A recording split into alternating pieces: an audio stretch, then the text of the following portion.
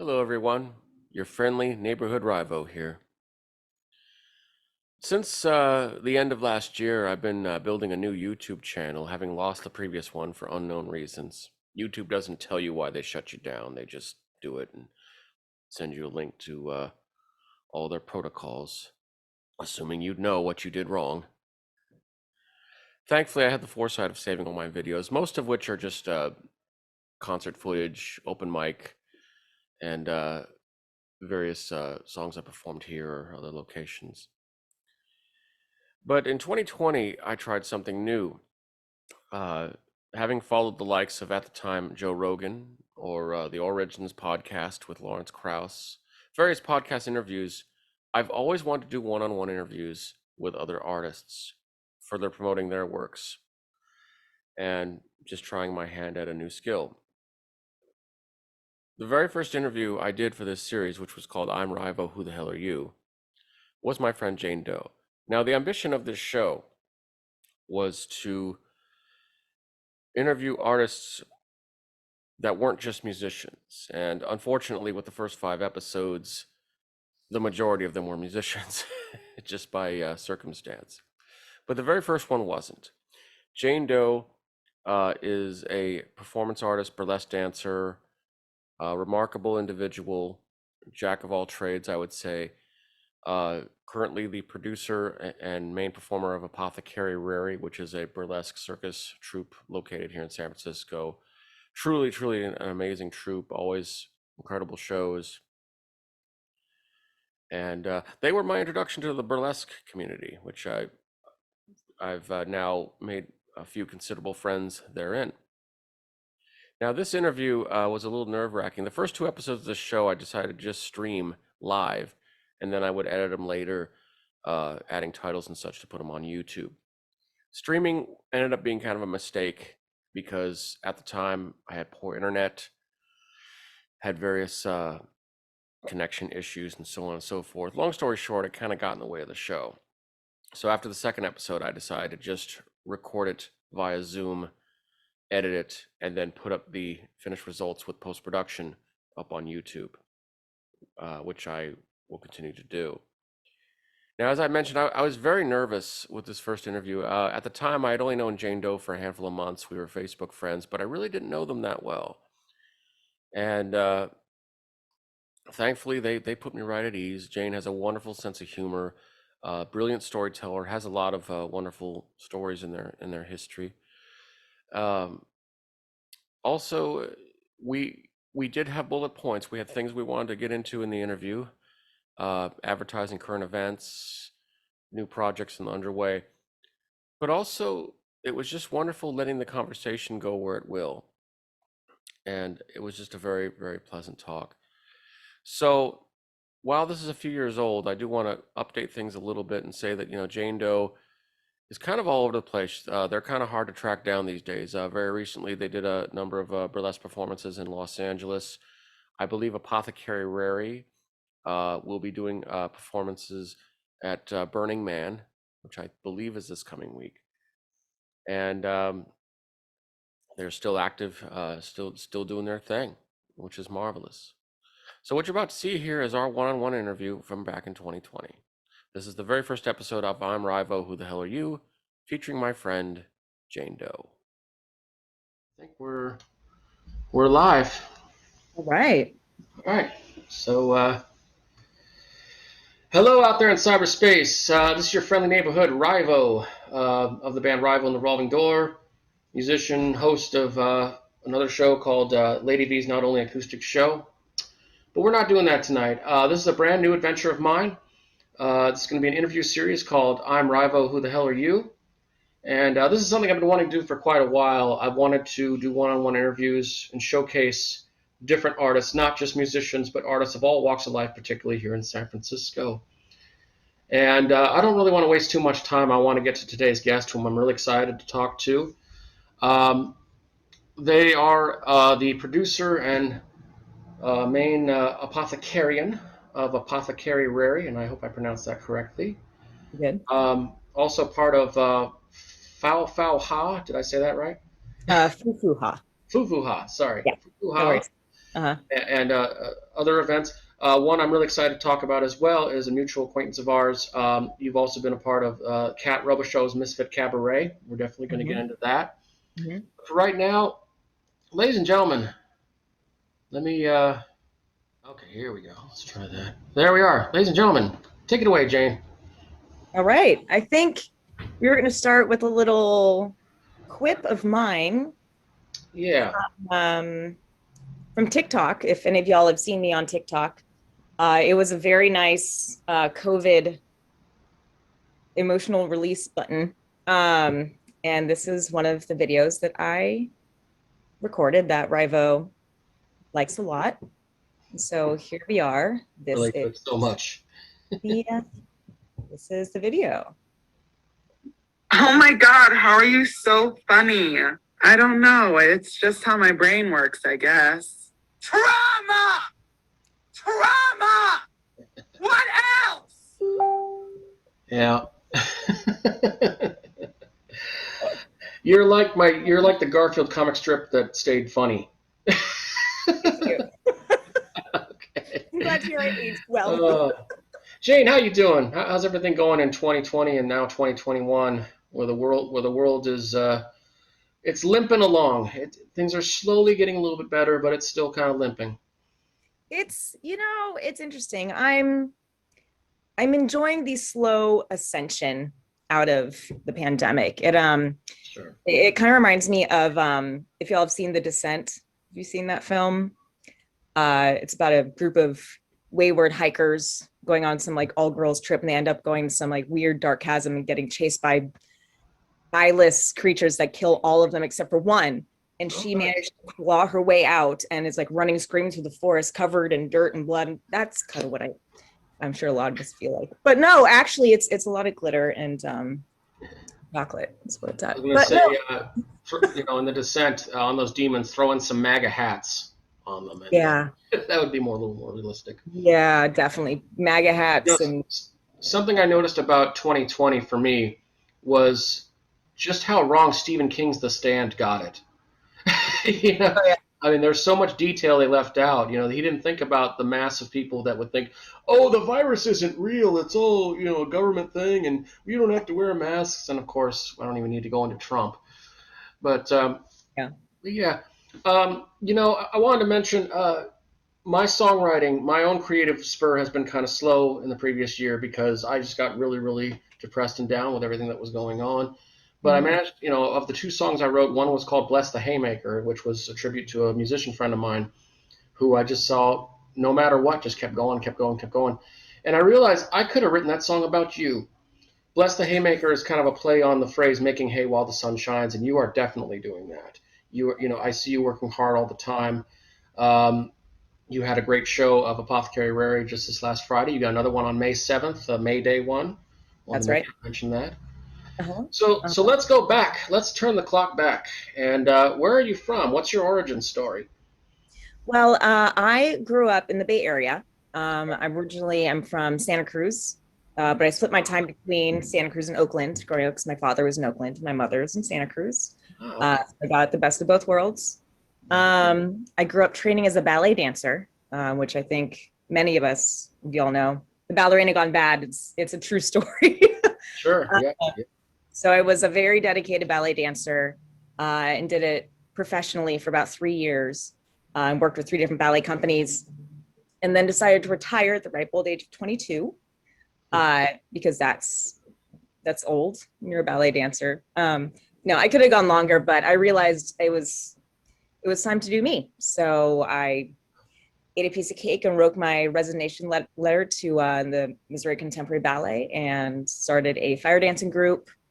And after that, went home, did whatever I wanted, was a crazy hippie for a while, and then found myself in San Francisco, started modeling. And that's how Jane Dowe came about. Jane Ah, Dowe, yeah. it was kind of a joke because I was at one of those like cattle call like group model shoots. Yeah. I love it. I love that it's a play on John Doe, Jane Doe, because we've never had a Jane Doe. So I kind of like that. Yeah, yeah, thank you. Yeah. Um, but yeah, I was at like this group photo shoot thing, and the guy running it was saying like, hey, like to sign this model release you have to have a model name. And I wasn't that far yet. And I was like, model name? Like, well, the fuck am I don't know what to do.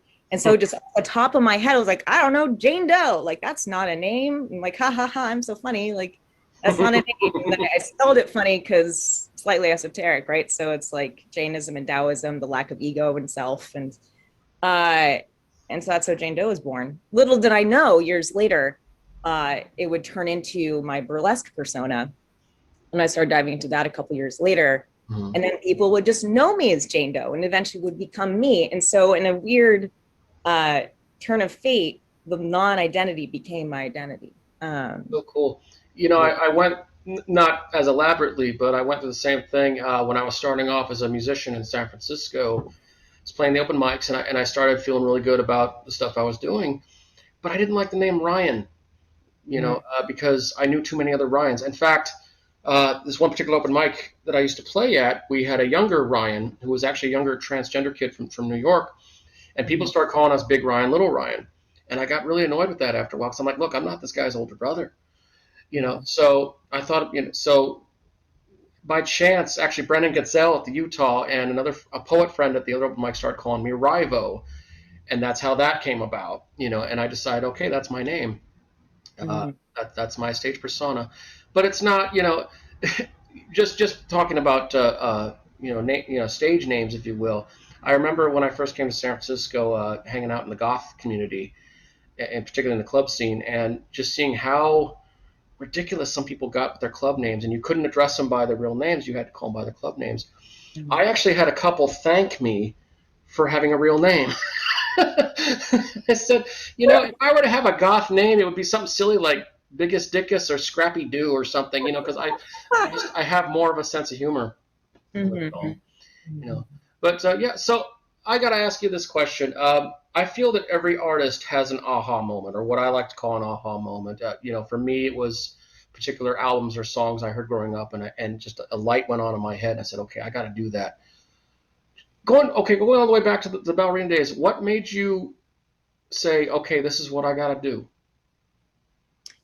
Going into ballet or out of ballet? Well, going into ballet first, because of course that ultimately leads into, I would imagine that leads into what you do with the burlesque and all that other stuff. But, well, performance art. Okay.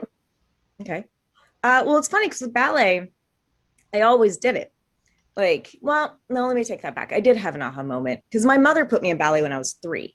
So I literally do not remember having time in my life where I didn't dance. I've always been dancing. Okay. And I remember one year I was probably 12, 10, no, younger, maybe 9. Anyways, I was young.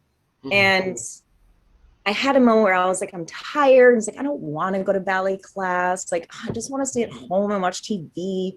And my mom took me to ballet class, and I almost didn't go. I really didn't want to do it. I was fine, I'll go take class. And I go take my ballet class. And as I'm taking it, it reminded me why I liked it. Something about the class. And I don't remember exactly what it was. Yeah. But I remember clearly walking out of the class to the dressing rooms and thinking, oh yeah, that's why I like it. And then I just kept doing it. And yeah, I knew by the time I was probably 9 or 10 that at that point that I wanted to be a ballet dancer. And I just kept going. And there was a point later on when I was graduating high school where I was again questioning if I wanted to keep going as a ballet dancer. There was a girl that I took class with who was really sweet, very quiet, shy. And she came up to me at one point after a class, and I was kind of in a funky mood. I just wasn't feeling very good. And she kind of came over and said, hey, the world is a better place when you dance. And that, it struck me. And I was just oh my God, shit, thank you. And that moment, and I hope that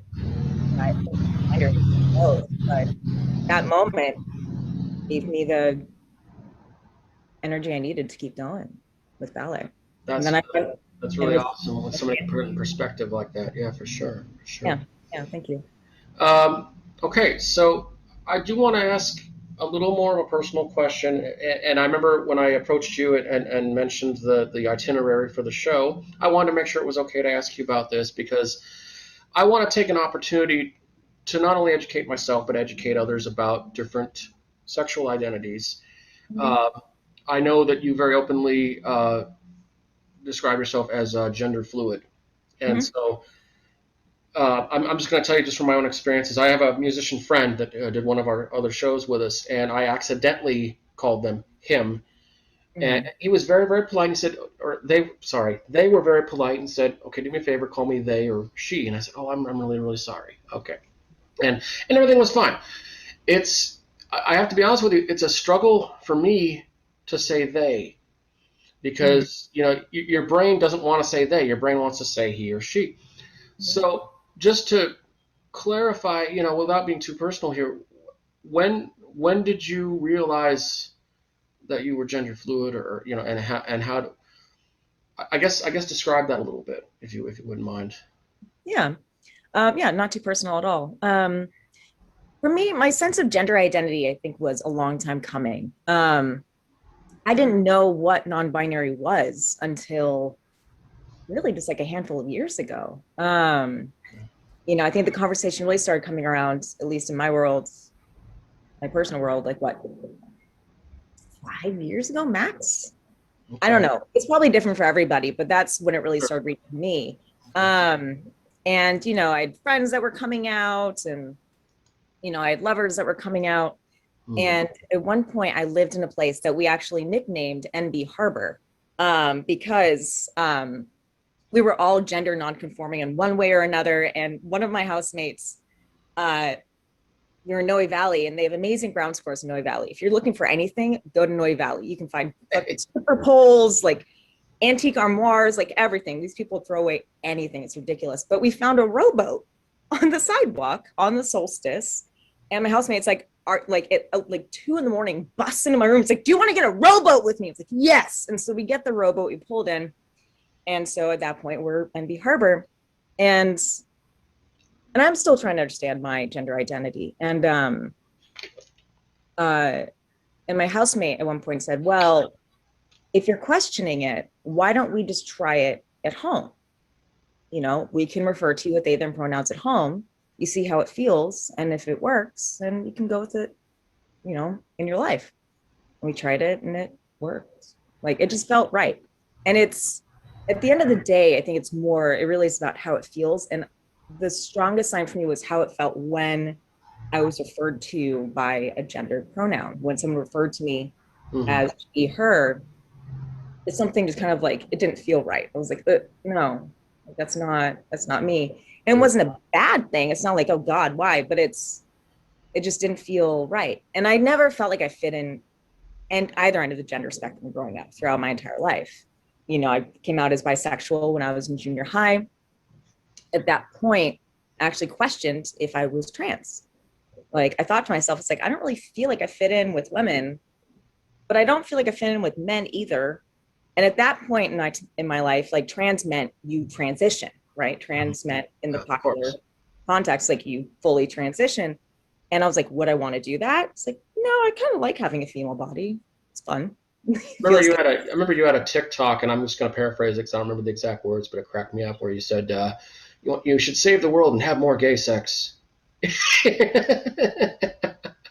I can find that video for you if you want. I'll put it up. Yeah, yeah, yeah. Little later is cool. Let me Um, see if I can I find was going to say when I watch your performance pieces with Apothecary Rare, and I've seen recent photographs that you put up, photos that were professionally done, beautifully done, by the way, it. where you really do look good. You look great in female garb, but also in male garb. And I was going to say you remind me a little bit of Eddie Izzard, who's one of my favorite comedians. Who's now he doesn't say gender fluid, but I remember in the early days he would refer to himself as transvestite, and now he uses the term transgender.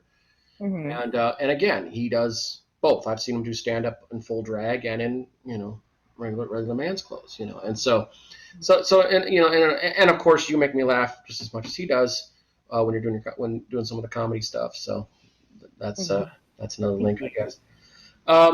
So so let me just put a cap on this, I guess, because I was confused. So uh, see, I know I lost the word. Is non-binary the same as gender fluid, or does it mean something different? It's different to me because oh, sorry, 1 second here. No, it's fine. With computer stuff. It's different to me because for me, gender fluidity is it's more about not having to stick to one end or the other or stay firmly in the middle. Sometimes I feel more feminine. Sometimes I feel more masculine. Sometimes like I even will occasionally refer to myself with she they pronouns or Yeah, sometimes he pronouns because it's like I float around. sure. Sometimes I'm squarely in the middle. Sometimes I feel like nothing. Sometimes I feel like all of it. And so it gives me a sense of flexibility and literally fluidity in my gender expression and gender identity. Okay, cool. Yeah. But non-binary, like I use them interchangeably because Okay. feel non-binary is it's easier to understand for some people. It's more easy to apply. Um, there's not always a gender fluid box to check on a form. You know, we're lucky I enough. like the term. I have to say I like the term gender fluid. It flows. It's Thank like a you. river. It just Yeah. go in any direction. Thank So you. okay, well, thank you for clearing that up because I've wanted to educate myself a little bit more on that, but also for anybody who's watching who might not understand the intricacies of that, I wanted to hopefully broaden their minds on it a little bit. You know, obviously a lot of prejudice comes just from people not understanding, so hopefully we can spread more understanding. Yeah, Uh, definitely. so to tie into another aspect of your artistic career, a thought occurred to me recently that I wanted to share with you. A few years ago, I met a really awesome performance artist who lives in London, England. Her name is Geisha Davis, and she's an African woman. Actually, she's Jamaican, living in London. And she wears like white face paint and does her own clothes and everything. She's done up like a geisha artist and does performance art and a lot of does dancing, writes music, and so on. And we were talking one day, and she told me about one of her heroes, someone I'd never heard of, someone named Tina Bosch, who was Mhm. a very famous dance choreographer in Germany. In fact, kind of a figurehead in modern interpretive dance, part of a movement that was called, I believe, oh, see, I got Tannen. Hold on, got my notes here. Hmm. Um, Tan's Theater. Tan's Theater. Okay. Dance theater? Yeah, it was a thing called Tanz Theater. The first time it was publicly heard of, I think, it was like 1927 in Germany.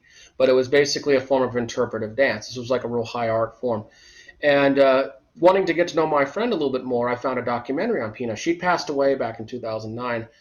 But I watched this documentary and was just really blown away. And some of it was kind of hard to watch because I'm watching like the true art form of interpretive dance, and some of it is just left to the imagination of the viewer. Of course, they don't spell out the plot for you. You have to watch and figure out what the story is. And some of it's very discomforting.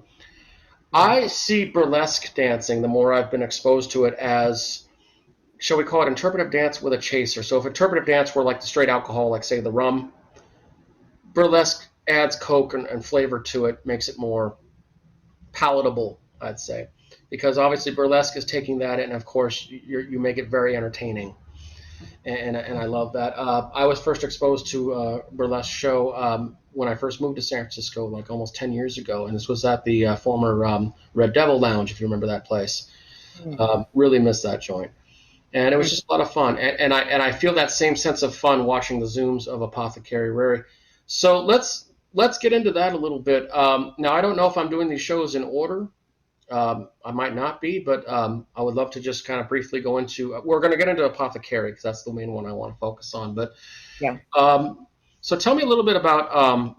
I think there was one called it was TNA Punk-esque. Oh, Anarchy in the TNA. Oh, there you go. Okay, tell me a little bit about that one. Yeah, so Anarchy in the TNA, it's a punk rock review. Okay. And it's sorry, I'm doing this with my computer right now, really quick. Yeah, it's a punk rock review. I did it for the first time with Monday Hubba with Jim. And funny enough, gonna give Jim Sweeney some credit here. He was the one that came up with the first idea for the name. It's Okay. Anarchy DNA.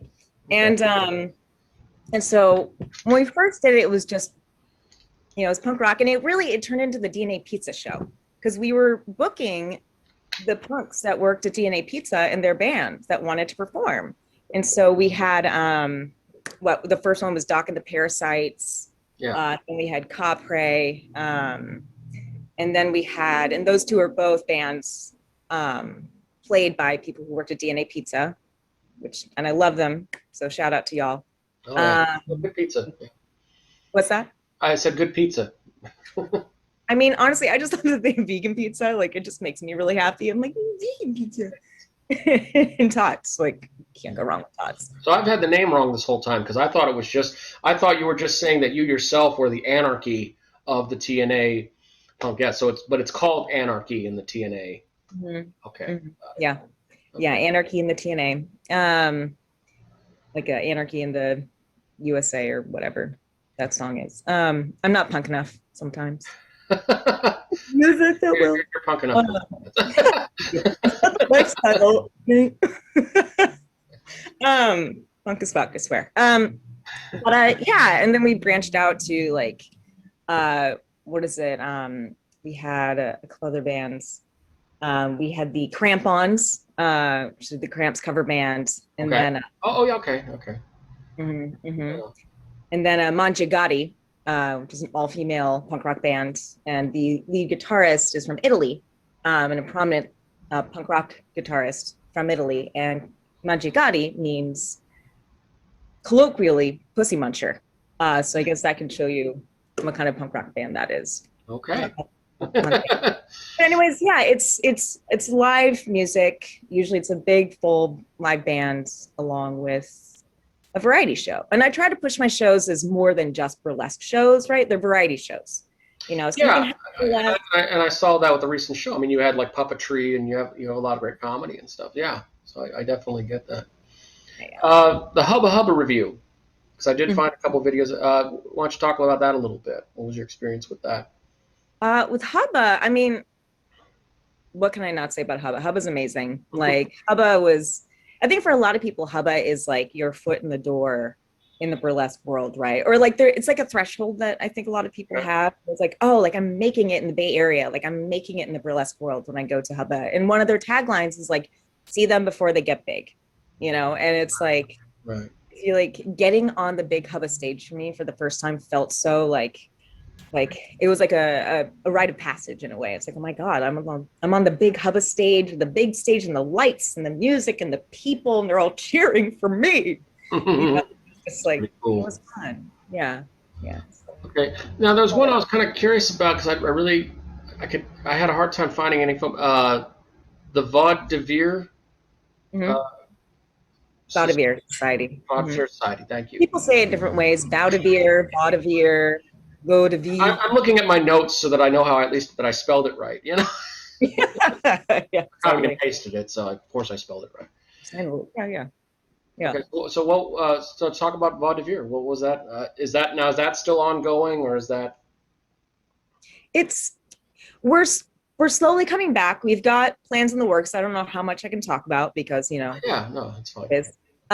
But it's been really interesting because, you know, we're still trying to like stay in touch with each other. There's, you know, like still like we're starting up training again. So we're going to start like practicing whatever skills you want to do at any given time together. So that's fun. So the spirit is coming back. I can say it's interesting because the last big production I did before the pandemic hit was Edwardian Ball with the Vaudeville Society. And I remember on the second night of the Edwardian Ball, I was deathly ill. Like fever, like the whole 9 yards. Like the night before, I woke up in the morning and I'm hugging my heat lamp or whatever it's called, a radiator. Yeah, that thing. Space heater. And so I was like hugging my space heater, like shaking, like, oh my God, I'm so sick. But it's not like I had to be like, sorry, I couldn't come because I'm featured in cool pieces. Like no fucking way. So I had to go, and I actually ended up getting into it with somebody there because they asked me to cover my face But the pandemic had barely started. We didn't know it was going to get this bad. And some people were saying that you shouldn't mask, right? Because it doesn't help. So none of us really knew what was going on. See, that's the danger. There was a lot of false information going on. I know. And Yeah. you don't know what to believe. That's the scary thing. And even now, you got people spreading false information. Yeah, exactly. Well, luckily we know what's going on now for enough. Yeah. But yeah, it's funny, like seeing that wave of impending doom coming, and like at the same time, like being deathly ill and having to kind of like work through it. And then we saw our industry kind of sunset for a while. Yeah. Well, we all did. Yeah. I mean, this thing just completely altered our lives, and we had no idea how badly it would. And just a sidetrack, but it's somewhat related. I remember I approached you because I thought you were such a talented actor, physical actor and everything. And I had written a song called "The 19th Gorgon," in which I was I've always been into mythology, but at the time I was reading Stephen Fry's 2 books about Greek mythology called Mythos and Heroes. And, anytime I'm writing a song, I want to do something different than what other people are doing. And I thought of all the fear and paranoia going on with COVID-19. I thought, this reminds me of the days of Greek or Roman mythology, where in the ancient times, people had, they had no idea about science or anything like that. So everything was the gods or the spirits or this or that. So I kind of juxtaposed that in, COVID-19, 19th Gorgon, but just to share my own thoughts, it was hard to want to write anything. I wrote that, and I wrote the more positive song, but was mainly just focusing on cover songs because I was so depressed by everything that was going on that I couldn't bear to give anything a thought to write about, and again, that's why I'm so inspired by people like yourself, because you're continuously doing what you do despite all the odds. And speaking of odds, we'll get into this in a minute, but just to cap off the other shows. So you and I have a mutual acquaintance, mutual friend. Of course, I'm talking about Cat Rubba Show, the Misfit Cabaret. Now, I've met Cat a number of times. I used to go to the Hotel Utah open mic that my friend Brendan Gazelle hosted, and she'd be there from time to time. And of course, he's been a frequent performer with Cat's stuff. This last he's been doing an online open mic called Zoom Ta, which is every 2 weeks. And the one we did just this last week, I had announced like, oh yeah, I'm going to be doing this interview show in Jain Dowe.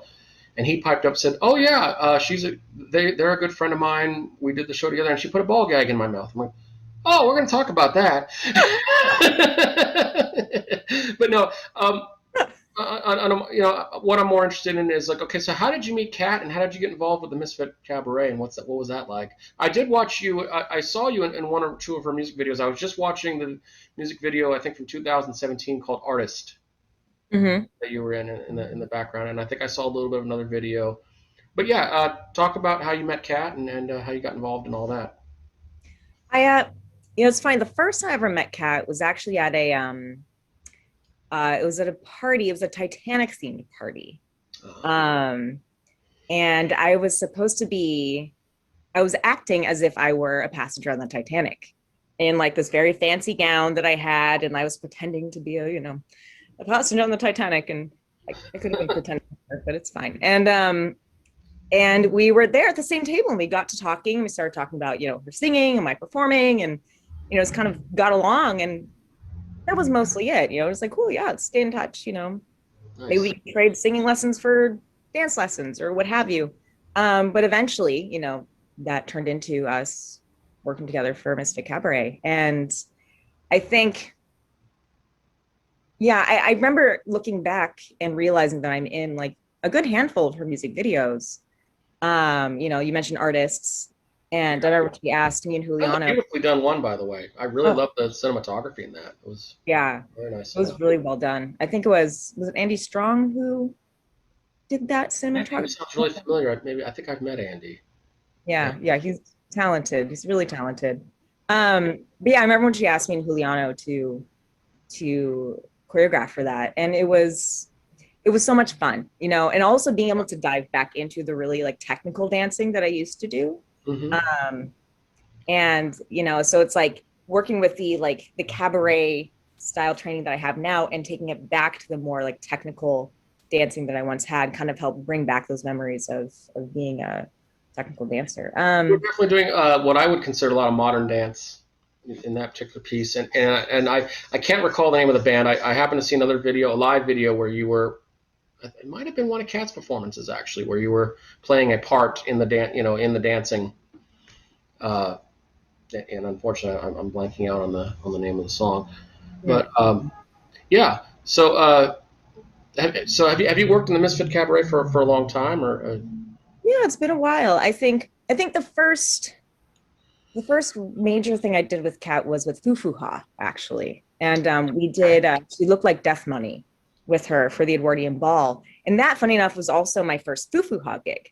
And that's how I got brought into Foo Ha, was doing She Looked Like Death Money with Kat for the Edwardian Ball. So I'm like, what? Gosh, like 4 years ago now or something. The time's going by so fast. I just don't even know. But yeah, and it was so much fun. It was so fun because, like Goth Incarnate, like, hello, you see these bat wings that now come out of my head because that's why I've set up my room. Like, thank you. Right, yeah. Yeah. Well, that's a perfect segue because next let's talk about Foo Ha. Mm-hmm. Yeah. But I don't want to interrupt if you're still. Oh no, I mean that's pretty much it. We did that piece with Kat and it was a lot of fun, and that I think really like was the beginning of our performing working relationship, beyond our first introduction. I have to admit to having a little bit of jealousy towards Kat because she is really good. She is really, really good, and I love the productions that I've seen her do. Yeah, and she's kind of an inspiration to me for a future project that I'm working on. But let's go into again. You had a great segue there. Let's talk about Foo Ha, and I saw a little bit of what looked like Foo Ha in this last Apothecary show. So yeah, there was actually a lot of Foo Ha in this last show. Yeah. I actually played two different Foo characters. One that I created for the show, Okay. which is Popper's Faux Kimbo, which was a DJ that you saw. That was faux DJing, and it was. Yeah, it's a lot of fun. So I was able to, I basically pretended I was Limbs Akimbo, because that was all his music. And yeah, I got to essentially make fun of festival DJs, which I love because, I mean, if you've seen one festival DJ, I'm sorry, DJs, I love y'all. If you've seen one festival DJ, like, you haven't seen them all. Well, this show does not endorse Jane Doe's opinion, and I'm just kidding. Oh.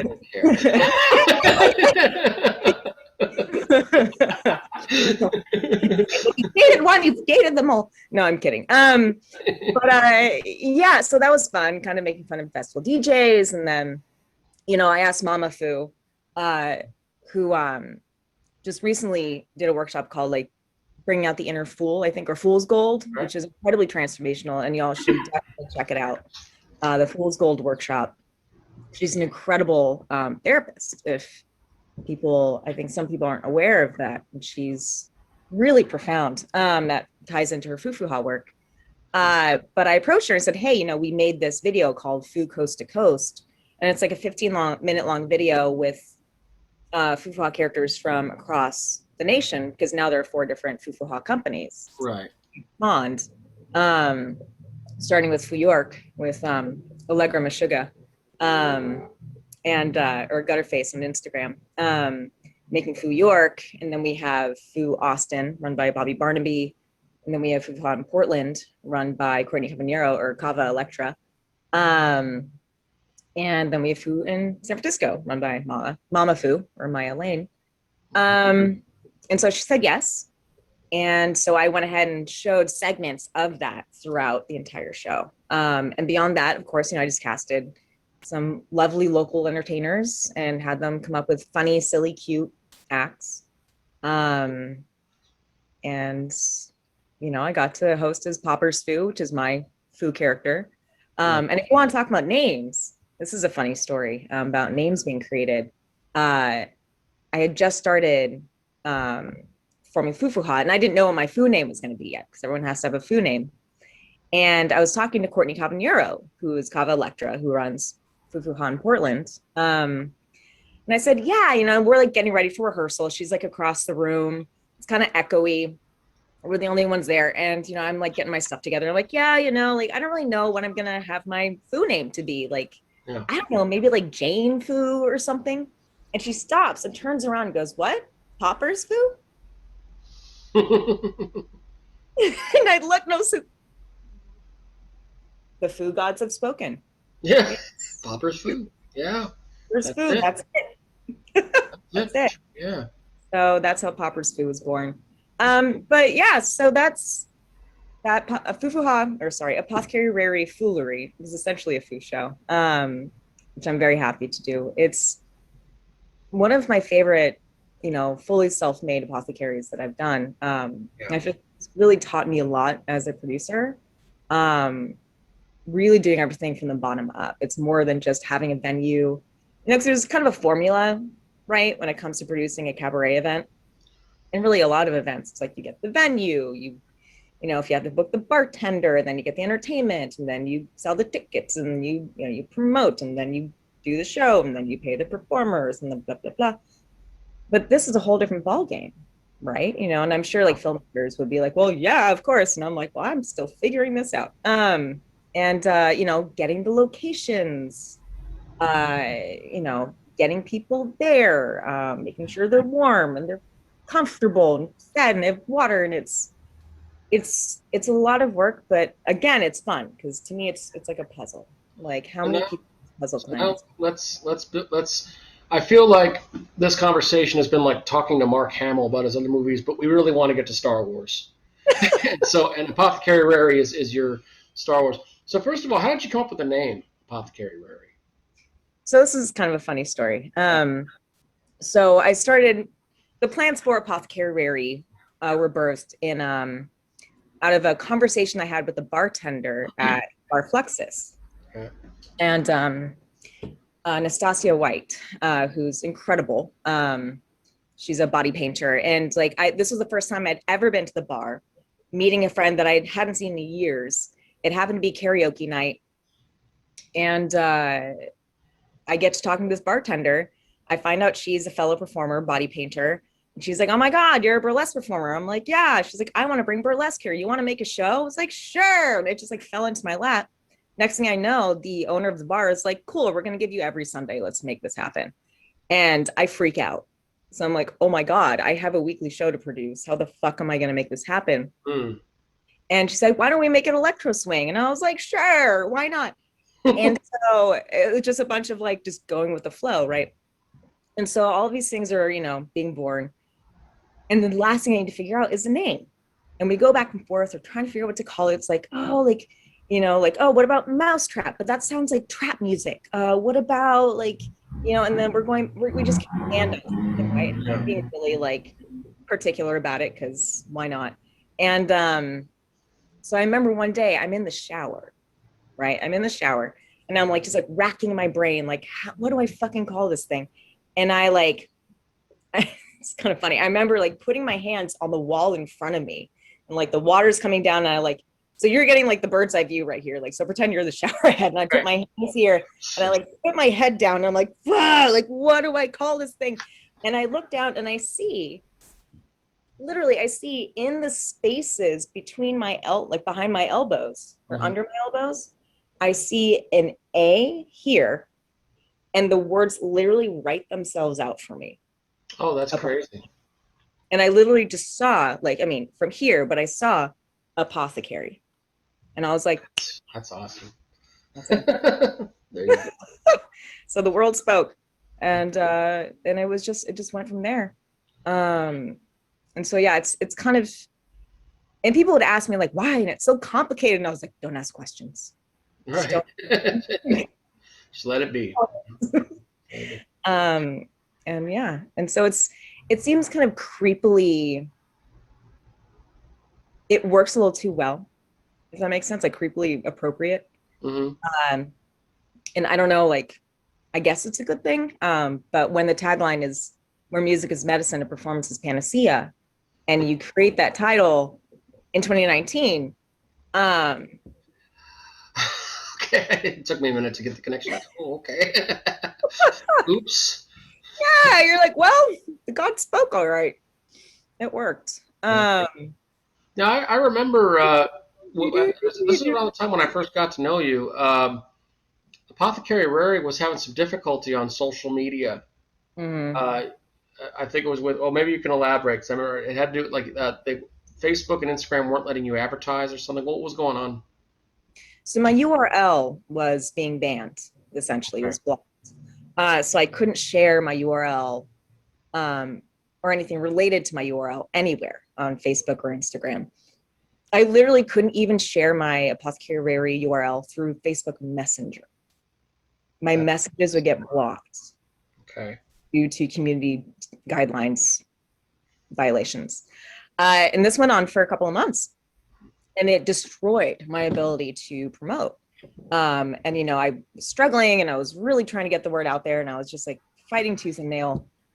And finally, I remember waking up one morning. I had gone out to somebody's and was just partying all night, and woke up on their couch, Yeah. and in kind of a hungover haze, I was like, fuck this. And I went onto Facebook. I took to Facebook and made a big pleading post of oh my God, somebody please help me. Does anybody know somebody who works in Facebook or Instagram, and can they help me get this fixed? Because I've been trying to fight it, and there's virtually no way to fight the Facebook gods sometimes. It's I remember being really frustrated for you at the time because I really wanted to step in and help, and I'm just thinking, oh, I don't have a clue.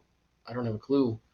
Yeah, and yeah, any help is appreciated, but after a while, you're like, what do we do? And so luckily, Kat Ruby's show introduced me to a friend of hers who worked in Facebook. He was an engineer of type of some sort, I think. Yeah. And he was able to go in and submit an internal claim. And he said, yeah, somebody, just marked it as, inappropriate. And he got it fixed within a matter of hours. And it was done. And that's such bullshit because while this is happening to you, Mm-hmm. I get constant bombardments with fake women, linking me to porn sites, and and Facebook. You have to actually talk to Facebook to do something about it. Meanwhile, they'll get on you for being suggestive. It's just such BS. Yeah. It really Yeah. It's done. A lot of times, even now, my Instagram ads, Yeah. where I'll create an event and then I'll create an Instagram promoted ad, right? So my posts will be promoted, but oftentimes it'll get denied, probably because it has burlesque in it. I don't see any other reason why I wouldn't. See, I don't get that because if you watch a burlesque show, one of the things I find intriguing about it is it's okay. A lot of the acts seem to be suggestive of nudity, but it doesn't really go there. But it's kind of like when a really good comedian isn't being dirty, but they're being suggestive with just enough language that you know what they're alluding to. That's kind of what burlesque is for me, and I love the humor. Just to bring up this last show, there was one act I kind of liked where you had someone dressed up as an older woman, like a older mother or grandmother, who's out of breath or whatever, and they start stripping. And it's the last person you'd expect to see stripping in front of you. And just the awkwardness of it, and I don't know. There's something about that kind of humor that I find appealing. Where it takes you to an unexpected place. But yeah, but burlesque is not. It's not dirty to me. I've seen dirty. Okay, but it's burlesque is more. It's risque, but it doesn't quite go there. Which is fine. I do want to address something here. So I've always been curious about your creative process. Okay, first of all, the music that you guys DJ and the music you use for your performance pieces, is that all in house, or is that other people that write that record the music, or yeah, I mean, is any of that written by the people of Apothecary Rary, or is it just music you find and said, okay, let's use these songs? Usually I let my performers, they all choose their own music unless I have an idea for them. So I think usually they just choose music by artists that they like. except for the DJs, and the DJs, create their own music from whatever libraries they Sure. have. But most of it's just music they choose, Now, So I'm against curating my own music, but I usually let them do what they want. take me through your own creative process, because I like your dance pieces a lot. Thank you. So does it? I'm assuming it starts with hearing the song and going, okay, I can create this kind of character and do this and do that. I mean, just talk me through just any one of them, like how you design it and, Hmm. Hmm. and go forward. Yeah. So my creative process, it depends, right? If I'm just creating an act for myself, just because I want to, I usually the inspiration comes from the music. Okay. Like I have a long playlist of songs that I use for inspiration for or have used for burlesque acts and other performance art pieces. Sure. And so either I'll go through that playlist and try to find something that works well, or I'll just hear a song on, Google Play Music or All right. sorry, YouTube Music now. Or just anything. And go from there. Or I get asked to make something specific. And again, I look for the song first. And that's really the crux of it. It's I need to find the music, and then the music informs my movement. I'd like to say the music tells me how to move. And it's part of the reason why I love improving is because for me, it's very easy to move with music and to just move in a way that the music feels like. It's almost like a type of synesthesia where, like, you listen to a song and sometimes a note or a rhythm sounds like a movement. And I think for me, that comes from like growing up in dance, right? Like always having to translate music into movement. So that's just how my mind works. But yeah, more often than not, it starts with music. That was very much the late Michael Jackson's process, where he always, like his body had to be the bass drum or had to be the lead guitar, this or that. Yeah. So Yeah. I totally get that. I wish I were a better dancer, but I'll let other people dance for me and I'll just play. Tell me about some of the cast with Apothecary. Were these all people that you've known for a long time, or well, how did you assemble the people of Apothecary, Rary, first of all?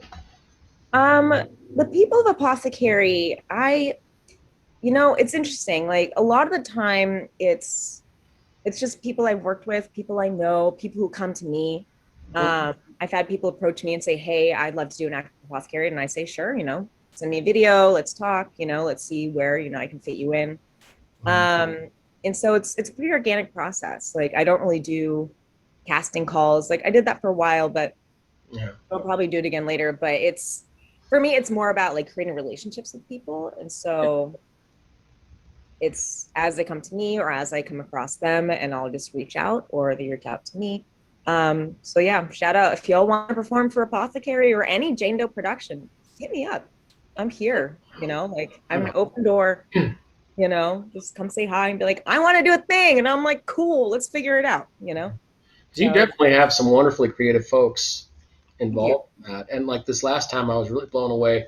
Excuse me. I was really blown away. Like, you had a puppeteer, you had, great comedy. Again, bringing back the foo ha, the clowns. That middle section where they're going into different TV shows. I remember thinking it reminded me of Gremlins 2, when the Gremlins kind of break the fourth wall and go into the other TV shows and other movies and become a nuisance. Yeah. Yeah, so that was a lot of fun. I love the humor that you work in on these shows. Thank you. And that's the best part. And I think that makes it the most engaging for me, especially right now during these times. And I guess let's get into that. So, what was it like for you having to adjust? Now, when did Apothecary Rary start up? First of all, So Apothecary started on July, I think it was July 28th of 2019.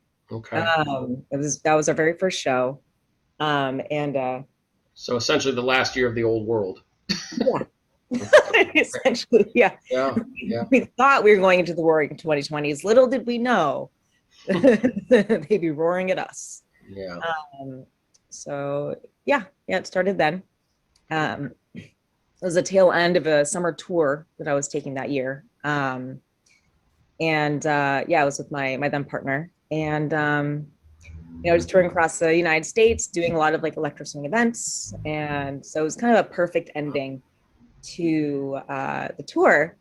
And so I got to celebrate my birthday with Ms. K. Shout out to Ms. K, one of my favorites. I danced with in Ballerinx Society, killer Okay. pole dancer and singer, and just Amazon, glamazon of amazing. And yeah, yeah, it's been going from there.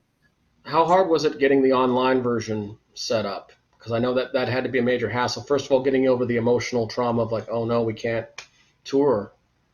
You know, Mhm, that's our livelihood. mhm. So, so how did you get things going with DNA Lounge and getting the online shows set up?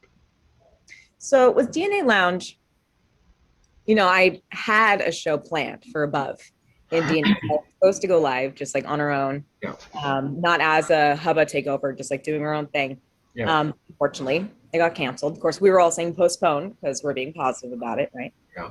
And so it got postponed. But Devin, the general manager, and myself kept in touch about it because they had the idea of bringing out some live streams. And so we kept in touch here and there as they figured their side of things out. And eventually, Devin hit me up with a plan and said, let's do a live stream here at DNA Lounge. And so the first few incarnations of it were definitely works in progress. And I felt very, very lucky that I had the resources that I had available to me. Having this community has been irreplaceable. I could never do this on my own. And having Vladimir Society there to help donate their set pieces. Scott Levkoff was there and he donated some of his set pieces. DNA Lounge and Jim Sweeney from Hubba, helped donate some of his set stuff, like the big lights you saw around the stage. Mhm. Devin and John Adams and Hyde and Mike and a few other people like worked the camera crew and the lights and the sound, and I learned how to use TroopIt, and it was a really involved production. And especially in the time of COVID, it was like, wow, like we're working really hard to keep this safe, which was a job in all of itself. How to schedule the performers to come in like one at a time or space them out so not too many people were in the same room at the same time. Yeah. Having all the vents going all the time, so it was freezing, but it was the only way we could really like air out the space. And so it was a lot. It was a lot of work, but it was worth it because I felt like I had to do something. Like I had to keep it alive, keep live Yeah, entertainment alive. absolutely. Yeah, Um, yeah. so yeah, it was a lot, but it was worth it. Was any of it kind of a sink or swim situation? Because I know you and I both, and we were talking before, you and I both are still learning about Zoom and still learning about all this online stuff that we basically just had to move our lives into now. But has any of the Apothecary Rare stuff been kind of a sink or swim situation that you've had to just learn stuff on the fly, or did you guys give yourselves enough time to kind of figure everything out?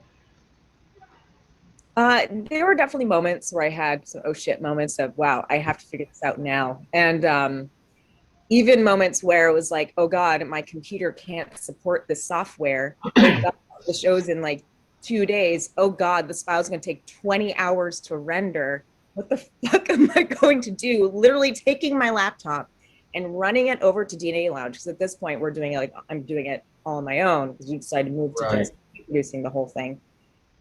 Taking my whole laptop over to DNA Lounge and plugging it into Devin's computer so we can run it into his computer and his computer can render the file, and it goes on minutes before showtime.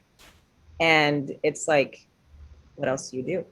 And that was a learning lesson. Go, okay, maybe I should invest in a better computer. And it's like I had to just make these moves and learn on the fly. Like I'm still learning how to use Adobe Premiere Pro. And now I'm learning about some newfangled thing called like Final Cut, and I have no idea what Final Cut is. I mean, I will soon, I hope. But anyways, no offense to my Southerners, y'all are great. I love you. We had similar issues when we were starting the not only acoustic show. When we were starting it up, my friend Veronica, who produces the show, uh, was getting different people to host the Zoom meeting because neither of us had the full, Zoom subscription.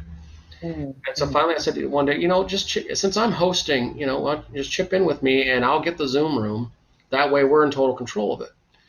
And I was learning a lot of things on the fly. We had one show that was absolutely embarrassing because I didn't know you needed, I don't even remember what it was. You need to get a certain component online through Zoom so that you can stream it.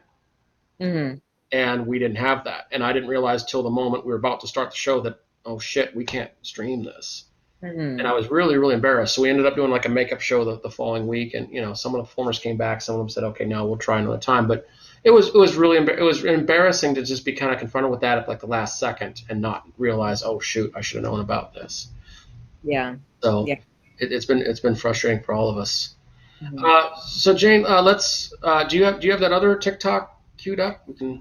I do. And now I think TikTok might have canceled out the sound. And now Oh, TikTok's really good at censoring.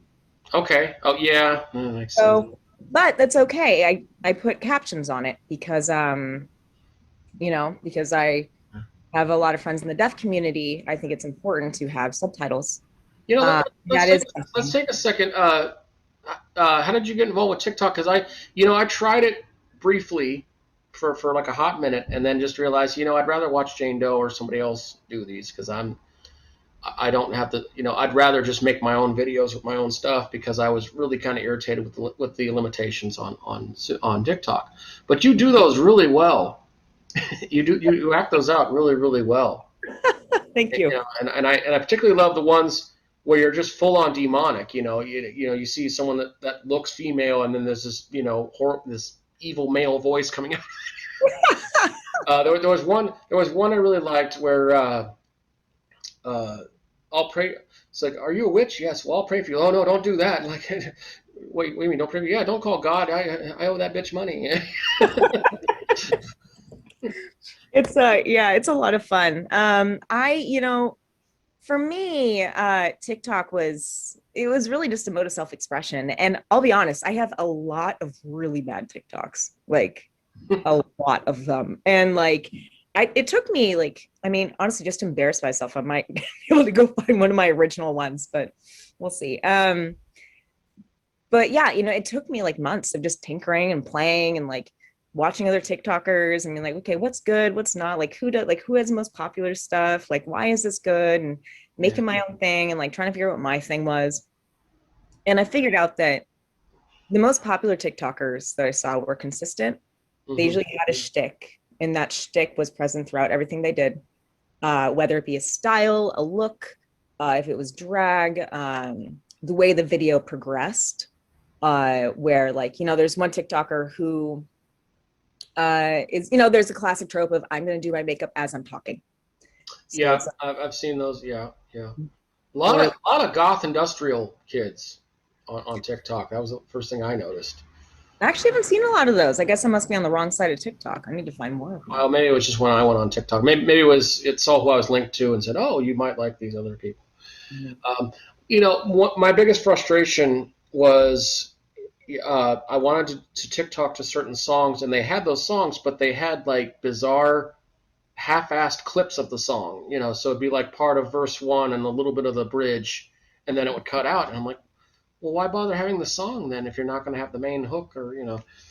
So that's why I remember I approached you at the time, like, how do you put your own audio in here? And I couldn't figure out a way to do that. And I thought, you know what, I've got video editing software. I'll just do my own. Screw it. Yeah, because I know there are ways to use your own sound files. And I couldn't tell you how to do it off the top of my head, but I think there's an option when you upload a video, or if you record a video, you have the option either to use a sound or use your own sound, and you can replace it. So there are ways to do it for sure. You can customize it, and yeah, just make your own videos on your. I ended up doing two. I did one where I mimed Stephen Wright stand up, and then I did another one where I mimed George Carlin. and I remember the George Carlin one. It's like, I had an interesting morning. I got into an argument with my bowl of Rice Krispies. I distinctly heard snap, crackle, fuck him. Yeah, I saw a few yours. They're pretty good. You got the very good like. I did those two. Maybe I'll get back at it. Yeah, let's close out with one of your other your TikToks because I love them so much. And sure, yeah. Jane, I want to tell you something. You are an absolutely beautiful soul, with everything you do, and I'm so glad that you're in this world. I'm so glad you're part of this artistic community. Thank you. You definitely brighten my day. You definitely inspire me. I feel like a lazy ass motherfucker when I watch you because I'm thinking like, God, they're doing all this, and I'm sitting here being depressed. So I do a lot of that too. Don't worry. well, thank you for not only being such a great spark, but illuminating the spark in me and in others. If that makes sense, and I really appreciate your artistry, and I hope Apothecary Rary goes on for several generations, because it's just such a fun show. I'm really excited for all of us to just get back to doing live shows again, whenever that may happen. Yeah. I'm kind of worried about what the human race is going to be like now, because we've all been kind of shut-ins, and we've all been kind of fearful. I remember at the beginning of the lockdown, when everybody was just kind of terrified of COVID-19. My first thought was, are we all going to become a bunch of Howard Hugheses? I don't know if you know who Howard Hughes was. He was Martin Scorsese made a movie about him with Leonardo DiCaprio, a movie called The Aviator. Okay. And so Howard Hughes was a famous airline pilot and producer, big shot in Hollywood, but he was deathly afraid of germs. So afraid that he would literally sit naked in his own room with his bottles of urine. He was that terrified, and that's kind of what he's well known for. And I was worried about that happening to all of us, just with the fear and paranoia. But I'm glad for the most part it hasn't. Yeah. But at the same time, I'm afraid of the people who aren't taking it seriously either. Sure. And I mean, the one thing I can take from this is, years down the line, some kid's going to look up at their grandparent and say, Grandma or Grandmax or whatever. Why do you wash your hands for so long? And he's like, well, honey, back in my day, you would die if you didn't wash your hands more than 20 seconds. It's like, so this is why my hands are always dry. Right. And so like there'll be little ticks I think we'll all have. But I think if anything, there'll be memories of the way we survived. I want to bring up a meme that I saw the other day that made me think of you, and then we'll go to your TikTok and close out. The meme I saw the other day, because we all have naysayers. No matter how good we're doing, we're always going to have people that criticize, nitpick, don't like it, whatever. So I saw this meme, and it was a question answer thing, and the question asked, "How do you sleep at night knowing that so many people dislike you?" And you say, "I sleep naked so y'all can kiss my ass." There you go. Good way to do it. Yeah. Sure. All right, let's get one more TikTok in there. All right, let's see. I don't know if this one has sound, but it'll work. And Okay. I'm bring up one more. Like there's one I like a lot better, or as well. But yeah, let me bring this one up and we can play it. And if we can, I'll show you one more. Let's see here. Okay, can you see it? I can see it. Yep. Okay, let's see if this one works. They're captioned, so y'all can read. All right. You have to stop being straight. Straight sex is the #1 cause for abortions. And that's not what God wanted. Choose your sexuality. So choose gay for the babies. Right. So there you go. Oh, that was great. Oh, I love it. Love it. Choose gay. All right. Jain Dowe, I love you dearly. Jane, give it up for Jain Dowe. We had a lot of fun tonight. I want to thank everybody for tuning in to this first broadcast of I'm RyVo, Who the Hell Are You? This video will also be up on YouTube in a few days. I'll send Jane the edited video, and they can put it on their page. I also have links below this stream. If you like what you saw today, please do me a favor. Contribute to Jane. Contribute to Apothecary Rary. They're all struggling. Every wonderful artist on this planet is struggling right now, just like the rest of the world is. But if you can help out at all, let's keep the arts community alive. All right? And I'm RyVo, and thank you, everyone, and cheers. You have a good night.